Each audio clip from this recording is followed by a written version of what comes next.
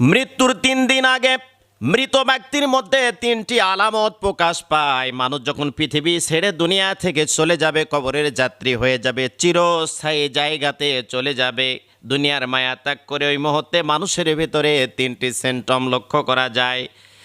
1 নম্বরে হলো খাবার দাবার বন্ধ হয়ে যায়, পরিবর্তন হয়ে যায়।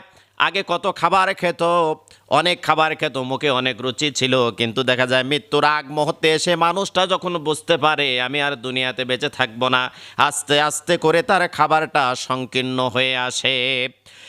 2 নম্বরে মানুষের কথার ভিতরে ভিন্নতা দেখা যায়। আগে জুড়ে কথা বলতো, দাপট দিয়ে কথা বলতো, অহংকার দিয়ে কথা বলতো, অহংকারের সাথে কথা বলতো, কিন্তু মানুষটা দেখছে দুনিয়ার মায়া ত্যাগ করে চলে যাব, মানুষের কথার ভয়েসটা আস্তে আস্তে নর্মাল হতে শুরু করে, এমনটা বলতে থাকে। যদি মা মারা যায় তাহলে বলে